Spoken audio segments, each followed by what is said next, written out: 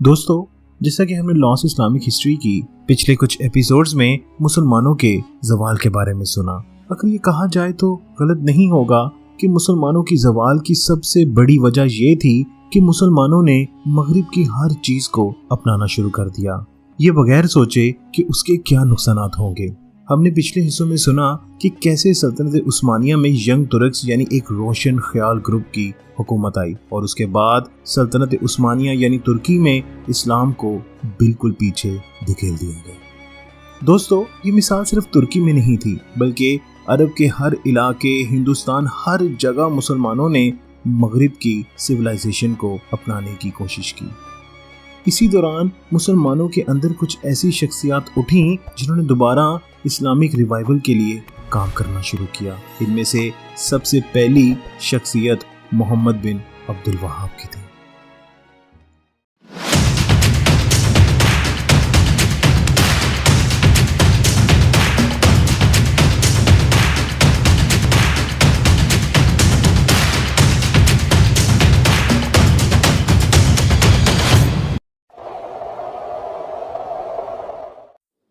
دوستو، محمد بن عبد الوہاب وہ پہلے شخص تھے جنہوں نے روایتی اسلام، جو ان کے خیال میں اصل اسلام تھا، کہ ریوائول کا کام شروع کیا۔ ان کا تعلق جزیرہ نما عرب کے صحراؤں میں بسنے والے ایک عرب قبیلے سے تھا۔ ان کا طرز حیات کم و بیش وہی تھا جو 1100 سال پہلے جناب رسول صلی اللہ علیہ وآلہ وسلم کے زمانے میں عربوں کا تھا۔ ان کا عمل امام احمد بن حنبل رحمۃ اللہ علیہ اور ابن تیمیہ کی فقہ پر تھا، جس میں اوتھینٹک احادیث کو دیگر ہر چیز پر فوقیت حاصل ہے۔ حالانکہ وہ عثمانی حکومت کی حدود سے باہر رہتے تھے، لیکن غالباً سلطنت کے زوال اور جمود اور اس میں مغرب کی دراندازی سے باخبر تھے۔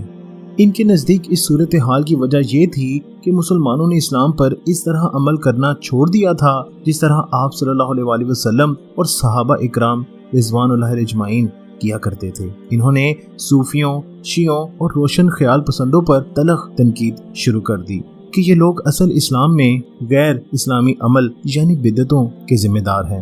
محمد بن عبد الوہاب اور ان کے ساتھیوں کا استدلال تھا کہ مسلمانوں کی اکثریت بدعقیدہ ہو چکی ہے۔ ان کی نجات کی یہی صورت ہے کہ اسلام کی اصل شکل کو اپنائیں، جس پر مسلمان کی شروع کی نسلیں یعنی سلف کاربند تھے۔ یہ تحریک بعد میں پھیلی تو سلفیت کہلائی۔ دوستو، اس تحریک میں کار فرما اصل خیال یہی تھا کہ مسلمانوں کو اپنی زندگی کے تمام پہلو میں ہر دم شروع کے مسلمانوں کی پیروی کرنا چاہیے۔ محمد بن عبد الوہاب کا ایک پیروکار ابن سعود تھا۔ وہ صحرائے عرب کی ایک چھوٹی سی آبادی کا رہنما تھا۔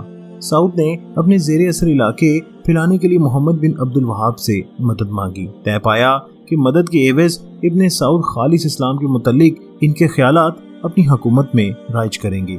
دوستو، یہ معاہدہ دونوں کی وفات کے بعد بھی چلتا رہا۔ محمد بن عبد الوہاب کے جانشین مذہبی جواز فراہم کرتے رہے، جبکہ سعود کے جانشین سعودی ریاست کو سیاسی طاقت دیتے رہے۔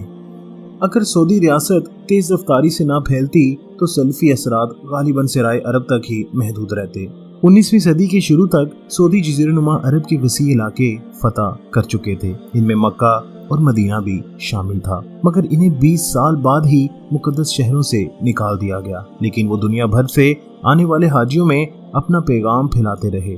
جب آج کا سعودی عرب بنا تو ابن عبد الوہاب کی تحریک کو حقیقی اور اصل طاقت ملی۔ بہت کم لوگوں نے سلفی تحریک کے سارے خیالات سے اتفاق کیا، لیکن مسلم تھنکرز نے اس خیال سے اثر قبول کیا کہ اسلامی ریوائول کے لیے شروع کے مسلمانوں کے طرز حیات کو ہی فالو کرنا پڑے گا۔ بڑھتی ہوئی مغربیت کے تناظر میں اس خیال کو اور مقبولیت ملی۔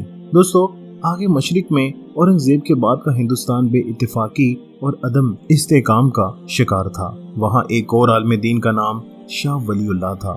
دوستو، انہیں خدشہ تھا کہ مسلمانوں کی بے اتفاقی اور ہندو اکثریت کی بغاوت سے روایتی معاشرہ ٹوٹ جائے گا۔ ان کی زیادہ تر دلچسپی شریعت کے معاشرتی پہلو اور برصغیر میں اسلام کو مکمل ختم ہونے سے بچانے میں تھی۔ تاریخ کے سنجیدہ طالب علم ہونے کے ناطے انہوں نے نتیجہ اخذ کیا تھا کہ اگر مغل ہندوستان نا اتفاقی اور خانہ جنگی کی راہ پر چلتا رہا تو ان کی جگہ دوسرے اقدار سنبھال لیں گے۔ انہوں نے اسلامی روایت کے ریوائول کا پیغام دیا، لیکن اپنے ہم اثر ابن عبد الوہاب کے برعکس وہ اختلاف کرنے والوں کے خلاف تلوار اٹھانے کے حق میں نہیں تھے۔ ظاہر ہے کہ ہندوستان میں مسلمان اقلیت میں تھے، ان کی آپس کی نا اتفاقی کا نتیجہ وہی نکلتا جو 200 سال پہلے اندلس یعنی اسپین میں نکلا تھا۔